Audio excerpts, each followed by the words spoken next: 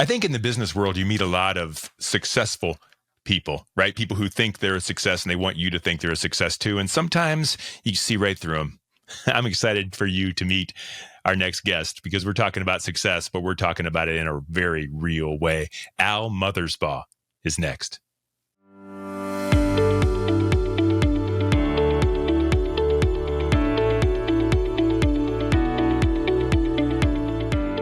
And the heat is on. Let's get cooking. This is Purpose Under Pressure. It's brought to you by the Ruby Group Sandler Sales Training, serving sales professionals nationwide from their Akron and Columbus, Ohio locations, also in Jacksonville, Florida. In case you need a vacation, you want some sales training at the same time, that's the place to go. They are one of the highest performing Sandler Sales Training affiliates in the nation. And when I say highest performing, I mean I'll just go ahead and say it. They're like number 2 shooting for number 1. So we'll see how they get. But they're the real deal. You can check them out online at therubygroup.sandler.com. Our guest today is the president of Akron Glass Tinting in Akron, Ohio. Now, what makes that exciting is that that's a family-owned business since the 50s. It's grown tremendously over the years under the leadership of their president, Al Mothersbaugh. He's a hard worker. He's a musician. He's a character, and I'm excited to introduce you to him on Purpose Under Pressure. Al, welcome to the show. Hey, thanks for inviting me. I'm really glad you're on the show. I'm really glad to hear your story and understand what you've gone through. You told me a little bit about the struggles that you've been through, and we're going to get to that in a little bit. But first, let's brag a little bit because Akron Glass Tinting is doing some amazing things. Let me know what the success looks like. Let's pat ourselves on the back a little bit. Well, in 2020, my company was given the award of National Mid-Market Dealer of the Year. So guys in a smaller demographic like me, like Cleveland, Akron, Canton, I was the best of those guys. I wasn't National Dealer of the Year, but I was still pretty proud of that with just 6 employees. And I just bought my second truck. That might not seem like a lot to some companies, but it's a big deal to me. So, and that's had its own issues to try to figure out, but by and large, we just keep growing, keep fighting. You know, we win a lot, we lose a lot, but, you know, we just keep our chins up and keep fighting. And that's what I'm excited to talk to you about because I'm interested. You're kind of can we call it a big fish in a small pond? You are doing amazing things within your constraints, not trying to go above them or become the best. You're just trying to be the best at what you do. Is that a good way to put it? It's trying to be the best at what I do. I don't have a lot of competition, but the ones I do are fierce. And I respect them, and we all know each other. We just try to get better every day. And, you know, I don't have a business degree. I had to learn all this stuff on my own. And, you know, we just make sure we put in a big red magic marker the mistakes we make. And we try like heck not to do them again. What does Akron Glass Tinting do? What exactly is the business model for you guys? Well, if I were to answer it from the Sandler playbook, I would say we provide comfort, safety, and decorative privacy to people that are in need of a solution. But for the rest of us that really want to know what the heck I do, I sell solar control film to make buildings cooler.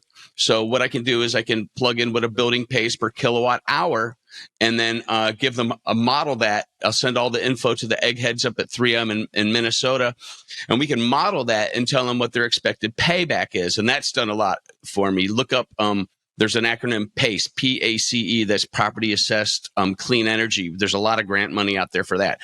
Then residentially, if your second story great room's just making it uncomfortable and it's eating up your furniture, we can help you with that. The second thing we've been going crazy with is security film, and we install a security film to the inside of glass, and we've been doing a lot of schools to keep out bad guys. And then once it's installed, we glaze it in with the architectural adhesive that basically turns to rubber that creates a pocket. So even though a bullet will go through it, sustained beating and craziness trying to get in, it's going to buy the people inside 2 minutes, which some people in the law enforcement community feel is a lifetime, right? And if you have an SRO, that is, you know what that means. It's a safety resource officer. If you're beating on your windows and there's a guy in there, he'll kill you, which is a good thing if you're a bad guy. And then the other thing we do is something called decorative privacy, where we'll put frosted film in a boardroom and we can make it look however you want. And it's vinyl. It's just vinyl film, and it comes in a zillion different types. So those are the three main things I do. It sounds like, how do people find you? I'm interested sometimes in businesses that do things that no one thinks about. We don't wake up in the morning going, I need some film on my windows, you know, but we do have a need that we don't know you serve. Like, how do you find your customers, and how do they realize that you have what they need when they don't even know they have a need in the first place? Isn't that something? I mean, my friend David Giffels from the Akron Beacon Journal, I thought I'd brag about 15 years ago when I won New Dealer of the Year when I became a 3M dealer, because this is like a 64-year-old business, but I decided I needed to get 3M. And I said, hey, I won New Dealer of the Year. And he goes, Al, you're in the 5th cloudiest place in the country. I mean, that's why they have the Ravenna Arsenal out there, man, for the cloud cover.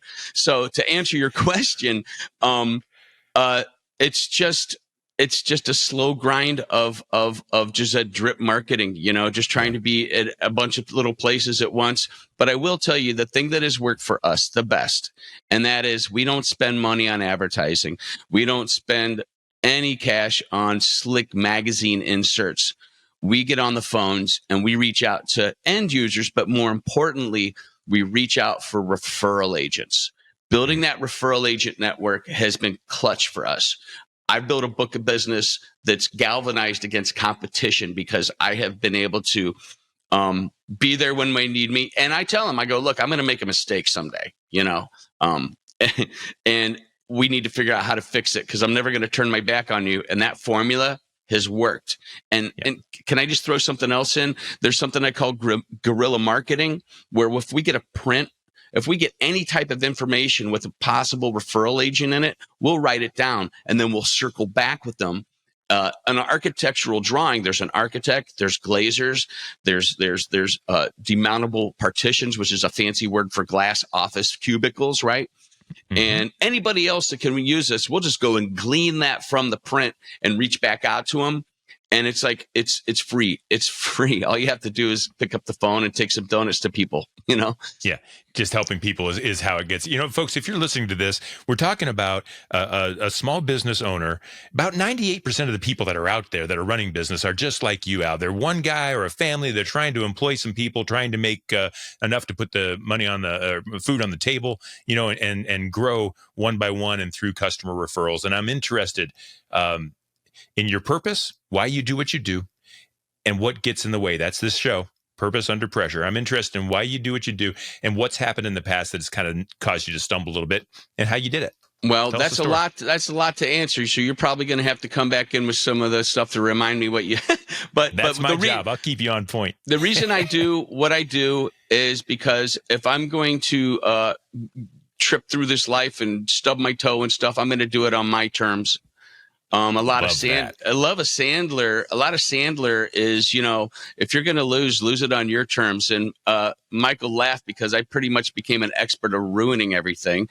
This is over. Wait, we haven't even talked yet. No, but the reason I want, if I'm gonna go down in flames, it's going to be, you know, completely on me. And I bet on me because I know that even though I might not be the sharpest pencil in the cup, I'm going to get up. And I'm going to be completely driven, and I won't stop.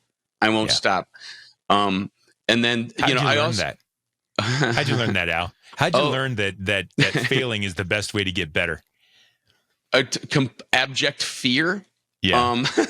You know, when I got married, okay, in 98, my in-laws, they both were executives. One worked as an executive secretary at Avery. The other one was a purchasing guy for JCPenney, both like 45-year careers, right? And they had no they're talking to their daughter going, wait, you're going to marry this guy? And now how does he get his lead? She goes, I don't know. I think he just calls people. My point is my wife is like, so let me get this straight. People call you, you go out and install this window film, you get the money and you come back home. But what happens if I go, that's the scary part. I have to keep. So the fact that just good for you. Completely ruining everything. And my kids are sitting there going, that's, I mean, I think any man that you interview on this and, you know, will say the same thing. Just, you don't want to let your family down. And, it's gotten scary a couple times. I've almost went out of business a couple times, especially in 2008 with the housing crisis. But just now that I've gotten to a place where I don't have to be scared all the time, because now we're busy and I finally have an estimator and a couple other components to my business that make things way, way easier. It's been so much fun to just go upstream. And what I mean by upstream is that's doing stuff when your hair's not on fire, right? Yeah. Reaching out to people that have, people that do controls, like air conditioning controls for buildings, like a Siemens or a Johnson Controls, and just going out and finding those guys. And hey, it's okay if you tell me no, that kind of thing. Going upstream when you have an established business and a book of business after 20 years, that to me gives me, but now I got a new set of problems, right? There's always something. Yeah. Every single thing, there's something. And one thing you just said sparks a question. You mentioned to me how many awards and this great growth, and you're so proud of these things that are great. And then you also, a sentence later, almost went out of business. Let's talk about the going out of business part, and let's talk about what you did to get through that. Tell me that story. The big one was in 2008, again, the housing crisis. And I remember it well. My accountant, I was sitting in his office. He goes, here. And he pointed to one pencil on his desk. And he goes, here's your employees. And then on another pencil, he goes, this is your family. Pick one. I'm like, oh God. Cause I didn't want to let anybody down. Just like Jonesy said at the podcast, he said, I got 12 people working for me, and I got to take care of their families. I was freaking out. And these guys were young, thankfully, Your but employees? I said, yeah. And I said, it was just me and two guys. And I said, listen, fellas, actually three. And I go on unemployment. I got you. Just if you get another job, I don't blame you a bit. Okay. But if you can hang loose and just trust me, I'll circle back with you and I'll call you every week and let you know what's going on. Well, I did it by myself and my father-in-law, who isn't very fun to work with, God rest his soul, for 8 months by myself, selling, installing, and answering emails at night, getting up and doing it again. It sucked. But finally we got a real nice one anchor job, I call them, which, got us out of my hole, and we just kept moving, and we kept hiring more and more people. But I will tell you, I've hired probably like 5 or 6 salespeople that have gone down the tubes, even Sandler people, and it's not because of Sandler, obviously. It's just that, I just didn't do a good job of managing. I didn't do a good job of telling them what was expected of him, and I was a little too nice. So too nice to your potential employees. Yeah, no, too nice to my salespeople. Like, oh, you'll get it, get out there. Meanwhile, I'm like, oh my gosh, these guys need to close some orders. That's the hardest thing in the world. I was the worst sales manager when I was a sales manager. I was a pretty decent salesperson, but I couldn't manage because I knew how hard it was myself. And I just I didn't like people beating on me all the time to go out and make one more call. But we need that, don't we, as salespeople? We need someone to push us. Yeah. And it's funny because that we were talking about the disc profile. If you can understand, your employees from that, how to push them in the right way. My wife, I don't know if anybody out there knows what the disc profile is, but I'm an I with a rising D, meaning I'm real fun and gregarious, but I also have like a real serious, like I'm going to, get on your butt streak. And some people that are like S's that are, if I'm talking jargon that people don't understand right now, that's basically the opposite of me. Somebody that needs to be slowly ramped up. Like if I was to tell Mike, I hate to bring up Mike Jones all the time, but if I was going to tell Mike Jones that he needs to go chop down that tree, I go chop down that tree and tell me when you're done. But if I ask my wife, who's the complete opposite of that, to go chop down a tree, I go, well, how was your day? Did you go to Robex today? What kind did you get? Hey, because that tree? That's what works for her. That's her language, and you know that. Yeah. And that's sales. So, like you're selling at the same time with your wife. I get that, folks. He's talking about Mike Jones at the Ruby Group, who is a partner of the Purpose Under Pressure show. He's talking about disc profile, and he's talking about things that you learn when you're doing Sandler. So this isn't a commercial for Sandler, but I want you to know that these are the kind of things that Al's learned from Sandler and that Sandler can help you with. And I don't mean, my fault, but my thing is the disc profile. It's just real simple. You'll get mad at somebody because it takes them forever to ramp up, where you shouldn't be mad at them from them being a flake or different personality. It's their personality type. Everybody's different. When you figure that out, you don't get mad at them. You get mad at their personality type, you know? So what did you know about yourself then? Because I want to go back to a promise you made. You told your employees when you had to choose between your family and your employees, which are your family too, which I know had to be you know which one you're going to choose, but that couldn't have been easy. How did you know at the time that you could make that promise? Guys, stick with me. I'm coming back to you. We're going to get through. How did you take that pressure, and how did that make you feel the next day when you had to go to work? I didn't know what else. What am I going to, I'm not going to go to Home Depot and get a job there and hope they find, I'm just going to fight through it. I don't know. I'm just crazy dumb like that. I bet on myself. I know I can do it. It's not going to be pretty. We're going to come across the finish line with like a flat tire and stuff. But I know that if I keep going, you know, this is going to sound so corny, but like, remember that part in Forrest Gump when he was the dumb idiot that was out at sea during that hurricane because he was too stupid to come in? That was me during the housing crisis. I was too stupid to say, oh no, what are we going to do? Well, we should probably be conservative and sell the house. And no, I just was like, I just fought. And I just got on the phones. You know, I just behaviored my way out of it, as they say in the business. Yep, you kept working. And so now you also said another thing. You said it'll never happen again. That person gave you a choice between family and employees. Yeah. And you said that'll never happen again. Well, we're in a situation, whether people are watching this in 2023 or somewhere in the future, the economy is always a mess. And it's about to become a mess again. If you listen to some folks, how can you promise your employees now that this isn't going to happen again? I'm telling you, I mean, I hope this doesn't sound like bitter or anything, but I don't believe any of that. You know, the economy is, I'm too small for that to affect me. I mean, if you have more than 500 employees, maybe you should start sweating a little bit. But for me, when people tell me, oh, it's economy and worried about that, I just blaze right through it. Cause I don't believe the hype. It happened to you once, Al. It happened to you in 2008. Oh yeah, that. No, no, but I just, even then though, I mean, you know, the reason I got so bad is because I had a loan and the people called it in, and like dummies, we sent it in. They call it, we need all of it. It was only $15,000, but they said we need all of it. And like dummies, we were like, okay, well, we don't want to get bad credit. Meanwhile, we did a bunch of dumb things. And so I guess that's part of why it will never happen again, because we have learned so much by getting our butts kicked so many times. But I know what you're saying about, you know, the economy. Now, if it goes up and down, that's what I'm talking about. The housing crisis was an anomaly. You know what I mean? Yeah. Yeah. But if something like that happens, well, I know what I did last time. So there you go.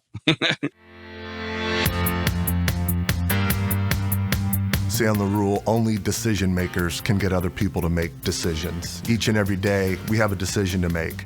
Also, when we're with buyers in our sales process, we have a decision to make how we're going to lead that interaction. And if I'm somebody that can make daily commitments and keep those daily commitments, then when I'm with buyers, I expect them to make commitments and keep those commitments to me throughout that sales process. So first and foremost, I have to have a decided heart in order to lead other people to make the decisions that I'm expecting them to make.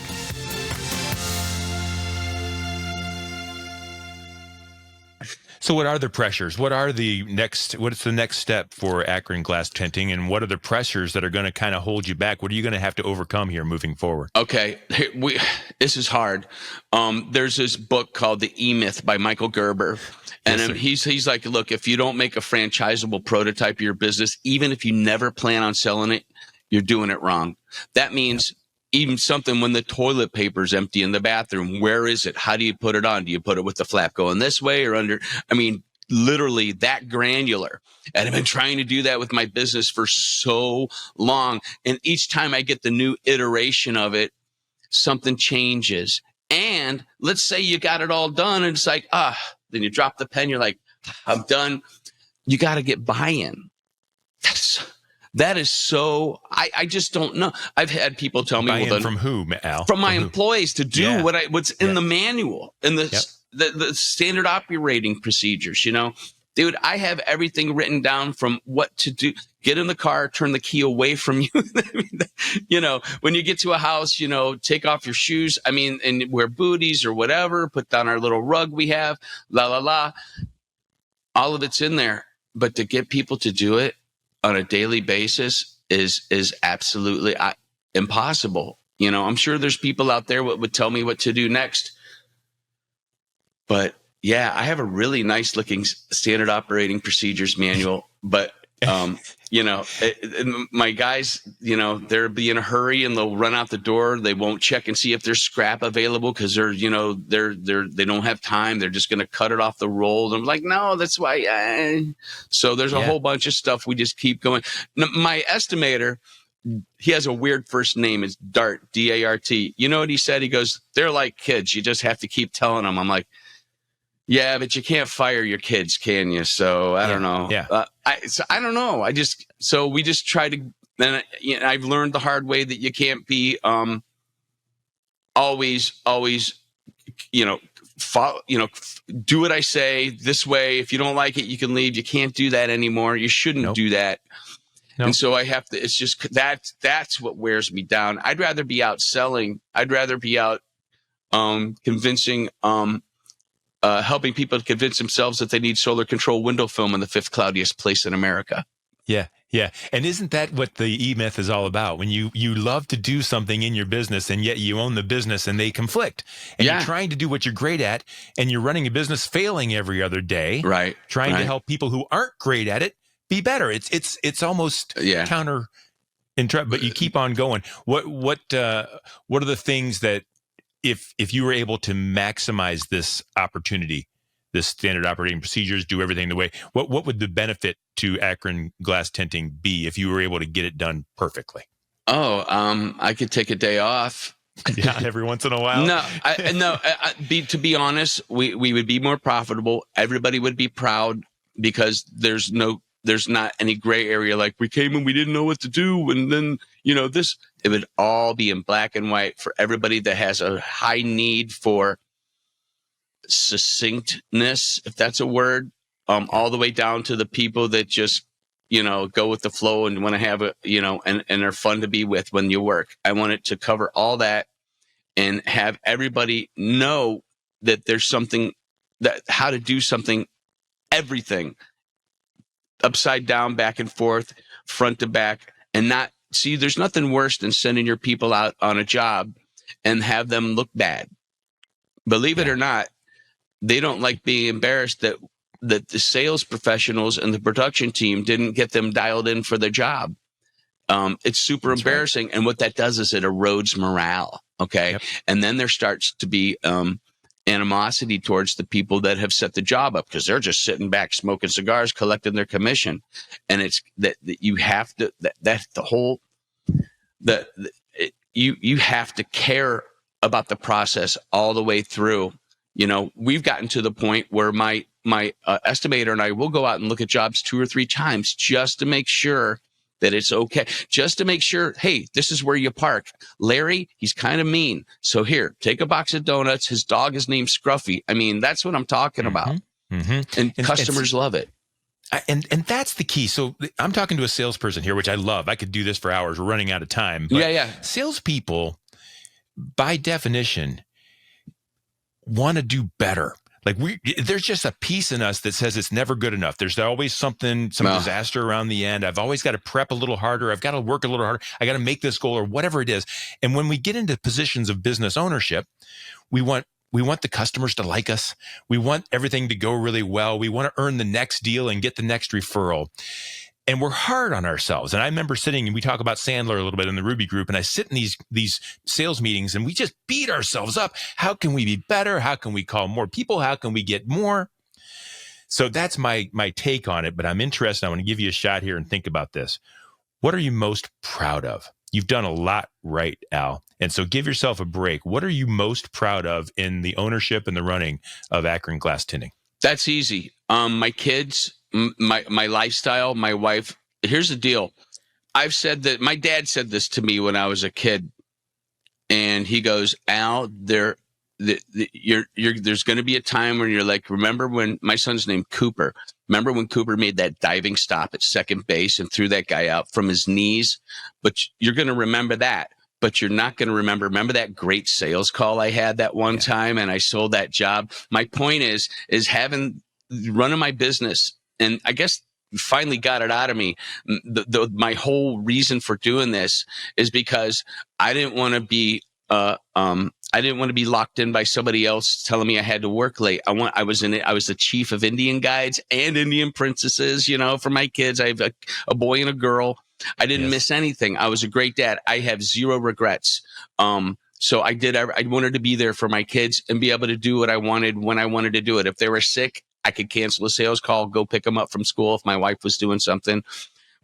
Listen, my wife had a really good job when we got married. And I said, hey, man, I'm on Easy Street. I don't have to work. And then she was this big with my first kid. And she goes, I'm not going back to work. She was a TV director. So I'm like, holy crap. So I said, you know what? It's going to suck, but you're going to be a stay-at-home mom. That's it. That's the way I was raised. That's the way you were raised. So we decided to do it that way. So to get back to your question, and that is the whole reason we're doing this is we might not be the richest folks that have a business, but we definitely are able to enjoy our lives with our kids. Now they're in their 20s and they ignore us, so who gives a heck, right? But once I will say this: one of my fellow guys, friends that are in the window film business, and I said, "Gosh, I should have another location in like New Philly, or I should have a new location in Youngstown. I just can't seem to." He goes, Al, you know what you and I are? I go, what? He goes, we're lifestyle dealers. We're just doing it to have the type to live comfortably and be able to make sure we raise good kids and Because I guarantee you, I know guys that have 3 and 4 businesses and they don't see their families as much as they would probably like to, or they don't have kids. So I don't know. Did that make any sense? Yes, sir, it does. In fact, I'm going to follow it up. I've told people before, anybody who'll listen, I don't know if I came up with this or I read it somewhere. I really don't. The definition of success is when your kids want to come home and hang out with you. Yeah, Are you a success? 182. What's it mean when you can't get rid of them? That's a big problem. We have Sunday dinner every. Yeah. Well, I will tell you, my son's an actor. His name's Cooper Mothersbaugh. If you see that Slash commercial for Capital One, he's the drummer that's in the background going like this. So check it out. It's funny. I mean, he's making a living off that, but because of the writer's strike, he's been home. And I drag him to work with me every day, baby. Good for you, Dad. Good for you, Dad. Hey, Al, if people want to reach out to you, whether they're in schools or in companies, or they are looking at glass that it's not tinted and there's got to be a reason to fix that, or if they just want to talk to you because you are inspiring and a helpful business owner as well, how would they do that? I'm going to give you 3 things. My cell phone's 330-603-3095. Call me anytime. Text first, maybe. I don't know. Then my email and my email address is al@akronglass.com. That's how you get a hold of me. But if you really just want to see what I'm all about and what we do and what we've done, go to my website, akronglass.com. The About Us section has a really cool story about my dad and his brother that started this business in 1958 by spraying it on windows. And we'll get into that another time. Yeah. Hey, you know what, folks? In this world of social media where everybody gets to pick and choose what they say about themselves, there's a lot of fake out there, and you just met somebody that's real. And Al, I really appreciate your vulnerability and sharing, and you're doing better than you think you are. You're just a salesperson that's never good enough. You'll be all right. Yeah, well, if that bothers you, don't go to Sandler. That's for sure. I'm just kidding. Hey, man, thanks, Brian. Sure. I appreciate it, man. You got it. Hold on a sec. I'll say goodbye in a second. First of all, that was Al Mothersbaugh, president of Akron Glass Tinting in Akron, Ohio. He's my guest on Purpose Under Pressure. It's brought to you in partnership with the Ruby Group, Sandler Sales Training. They're going to love this show. This was one long commercial for Mike Jones. Sellers are under pressure to perform. You know that. And Sandler helps you succeed on purpose. Yeah, you'll find all past episodes of, what's that, Al? I was just ask for Ken when you go to Sandler. That's all. Ask for Ken. They'll love that. Hey, folks, you'll find all past episodes of Purpose Under Pressure at brandmediastrategies.com/podcast and wherever you stream your podcast. We do this every week. We try to have this much fun, and we'll see you next time on Purpose.